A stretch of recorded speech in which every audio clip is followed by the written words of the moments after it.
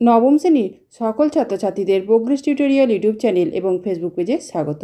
আজকের ভিডিওতে নবম শ্রেণীর বাংলা বিষয়ের লেখিকা বেগম রোকেয়ার লেখা হিমালয় দর্শন গদ্যাংশটির বিষয়বস্তু আলোচনা করছি। আজকের এই বিষয়বস্তুটি বিস্তারিতভাবে জানতে ভিডিওটি প্রথম থেকে শেষ পর্যন্ত অবশ্যই দেখো। লেখিকা হিমালয়কে এক মহিমাময় মহাকাব্যিক রূপে বর্ণনা করেছেন। হিমালয় কেবল ভৌগোলিক পর্বতমালা নয়, এটি ভারতীয় সংস্কৃতি, ঐতিহ্য ও চেতনার প্রতীক। আকাশছোঁয়া তুষার শৃঙ্গ, গম্ভীর নীরবতা ও প্রাকৃতিক সৌন্দর্যের সঙ্গে হিমালয় মহত্ব, স্থৈর্য ও অনন্ততার প্রতিচ্ছবি।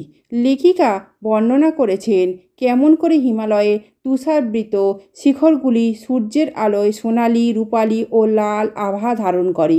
হিমালয়ের পাদদেশে অসংখ্য নদী জন্ম নিয়ে সমতলে জীবন দান করে। এই পর্বত প্রাচীন যুগ যুগ ধরে ভারতকে বাইরের আক্রমণ থেকে রক্ষা করেছে এবং আধ্যাত্মিক সাধনার পীঠস্থান হয়েছে। হিমালয়ের দৃশ্য লেখকের মনে অনন্ত শান্তি ও ভক্তির জায়গা। তিনি মনে করেন হিমালয়ে ভারতবর্ষের গৌরব, একটি অটল অমর প্রতীক যা আমাদের শক্তি, সহনশীলতা ও মহত্বের শিক্ষা দেয়। আজকের ভিডিও এই পর্যন্ত।